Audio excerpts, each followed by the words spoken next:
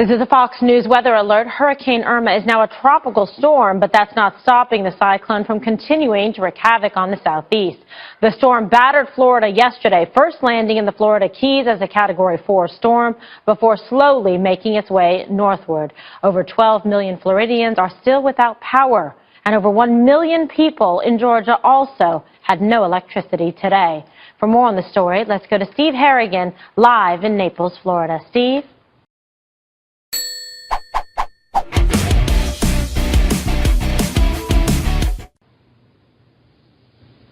Kimberly, giant trees like this were just pulled out from their roots by winds gusts of up to 142 miles per hour yesterday afternoon in Naples.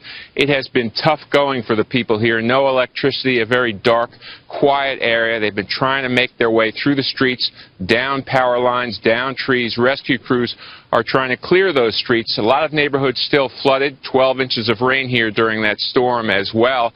But the promised storm surge that people were afraid of, it could be 10 to 15 feet, come up suddenly and kill people. That simply did not materialize. The back end of the storm just too weak to make that happen. So while there are roofs down, trees down, power lines down, some serious destruction, not devastating destruction, and most important, no lives lost in the storm in Naples. The big challenge now is electricity. More than 200,000 people without it. No AC. A lot of schools damaged as well. So a lot of families will be having some tough times over the next few days as we wait to get back to normal here in Naples. Kimberly, back to you. All right, thank you for that report, Steve. And we turn now to Rick Leventhal, who is on the ground in Daytona Beach. Hi, Rick. Hey, Kimberly, the storm dumped 8 to 12 inches of rain here in Volusia County in a very short period of time, flooding countless streets and neighborhoods like this one in low-lying areas and knocking down trees and power lines, leaving hundreds of thousands of people in the dark in this county alone. But some of the locals in a neighborhood just a few miles from us in Ormond Beach say it was a twister, a tornado, that did the worst damage in this storm, roaring through like a freight train at about 9:30 last night, splintering trees and knocking down utility poles and ripping roofs off of houses, dropping them in neighbors' yards and right in the middle of the street. We talked to some folks who were hunkered down inside the Ormond Beach Masonic Lodge nearby. They thought they'd be safe there. Instead, the storms ripped the roof, the brand new roof, off the structure, and had the people inside thinking that the end could be near. We're sitting there playing cards, and the lights flickered 3 times, and it went dead silent, and then all of a sudden it sounded like a bomb going off. He did two tours in Vietnam. Three. And I asked him, I said, how close was that to Nam just last night? And he says, ain't going to get no closer to that. There is a countywide curfew in effect from 10 p.m. to 6 a.m. in part because of all the debris in the road and the 150 traffic lights that were knocked out, and the cleanup is going to take some time. We shot some additional video on a 360-degree camera, and you can see more of that if you want. You can log on to the Fox News Facebook page at facebook.com/Fox News. You can see that 360-degree video and a lot more stuff. But again, the situation here in Volusia County, not great tonight. They got a lot of work ahead. Kimberly. All right, thanks, Rick, for that update. And let's go now to Mike Tobin, who is live in Tampa with the very latest. Mike. And Kimberly, it never got as bad as people feared here in Tampa. The biggest difficulty, like some of the other areas, is power outages. More than half of the population is without power. The primary cause is debris, things like trees hitting the power lines. Crews were staged out of harm's way, but that meant they spent the today driving. Work starts tomorrow.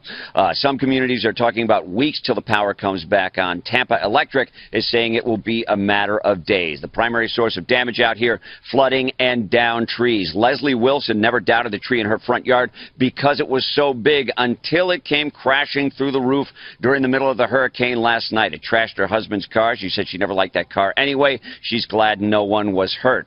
The steeple at the historic New Salem Baptist Primitive Church came off during the worst of the storm last night. The pastor, Bishop Benjamin Curry, thanks God that no one was hurt, and that says with the new hole in the roof, you can see all the way to heaven. Kimberly? Okay, Mike, thank you for that update. So a lot of news that happened this weekend, and just you see the devastation and what people had to deal with on a daily basis, very touch and go in terms of whether or not they were going to be okay, their family members, their loved ones, their children, their homes, everything that they know and loved. And it was just really kind of like minute by minute trying to get the updates. Let's take you around the table and just get some of your reflections. Greg? Well, one positive thing that when you see something like this is the power of decentralized government. Here you have one of the largest evacuations we've ever seen, and the rest of the country rolls on. That's because this is a bottom-up decentralized country. Something can happen here, everything else is happening here, okay. It would be total paralysis in a top-down, centralized, socialist country. We know how to deal with these things. We can run our governments and our military and capitalism and all this stuff while something like this, and that's a good thing. I am not going to miss all the weatherman competing for who can stay outside the longest, and I'll tell you why. It's an unspeakable truth that it looks like fun. Like when you were a kid and there was a storm, you wanted to be outside. And so you're watching this and they're telling us to stay inside, stay out of harm's way. Yet you turned on every single channel and there's a guy looks like he's doing leg splits or, he's stretching his calves and he's leaning in like this. And I'm just watching. I'm going like, I get it. But this is like if I were a kid, I'd go, maybe I will go outside. Do you want them to send you next time? Yeah, no, I'm just saying, it looks like fun, and I don't know if that's the message you want to send. Right, you don't want it to look like wet yoga versus... It was wet Pilates. Yeah, okay, you're into that. Well, Dana. Well, I think that Governor Rick Scott and the mayor of Miami and other cities demanding the evacuation early so that people had enough time to get out was smart. They had a little bit of a problem with the storm going, they thought it would go up the East Coast, it ended up going west. A lot of people evacuated from the east to the west, and then they all tried to get north. But it looks like, just aside from the debris, which it will be tough to deal with and heartbreaking for a lot of people when they have to get home and realize their possessions have to be replaced. But I do think that, again, local government did a very good job. They were smart to demand it. And I also saw today they're cautioning people not to try to return home too quickly because there are, there's no power. I also heard there's no power and no sewer. So we know that Gutfeld would definitely not want to go back home in that. He wouldn't do well. The other thing I wanted to say is that we did not have reporters for this particular show in two places that were really hit hard and maybe didn't expect it to be as bad, and that is in Jacksonville, Florida, where they have record flooding, and then also just incredible flooding in Charleston, South Carolina, which is sort of used to it, but it's so beautiful and historic. It's a shame that it has to keep going through it. Well, and it just shows, the unpredictability of Mother Nature, and you trying to anticipate and prepare, and that's one of the ways that you stop and prevent some of the damage that can happen to people's homes or the loss of life, and trying to anticipate to try to outthink, the storm. But we've seen with the way this has changed in its path and pattern and trajectory, like Dana has mentioned, in other places that we weren't able to show tonight that really got hit hard that weren't anticipating it. That's why it's so dangerous when you underestimate a storm like this. You have a lot of naysayers who are now looking at the TV. Oh, it started as a Cat 5, 150-mile-an-hour winds. Now it's a tropical storm. We all heard about the catastrophic impact it was going to have, and then people turn on the channel and they see flooding and they see this and they say, oh, the weathermen overhyped it, the media oversold us. But you know what? That's not true. You want to be safe. You want to overhype it if you do believe the stats show that it's going to be catastrophic. And look, even if it wasn't Armageddon, there's horrible flooding. And the Keys are totally devastated. And Jacksonville's still not out of the woods yet. So there's a real human tragedy that's still unfolding right now that people shouldn't be too flip with. The other thing is we heard the soundbite of the guy saying he did 3 tours of Vietnam. And this is close to Vietnam. Weather is war sometimes. The impact is very similar. There's a similar human toll. There's a similar physical toll it takes on the environment. And when governors like Scott or Governor Abbott prepare for something like this, in a way you are preparing for war because it's so unpredictable. You want to just make sure you have all the men, all the assets in the right place because anything can happen. And it looks like the contingency plan of the governor was perfect. I'm not saying there weren't mistakes made, but he erred on the side of caution, and I think he saved a lot of lives, and now the cleanup starts, and it's going to cost a lot of money. Well, it's true, and it's not just, the hurricane, you've got the winds to contend with, you had the record flooding, like Dana mentioned, in Jacksonville and also in Charleston. A tremendous amount of damage comes, Juan, when you have that kind of the heavy winds just ripping things apart and the water. I mean, it's just when you just really are always constantly reminded of the strength and the power of the flow of water that comes down from these surges.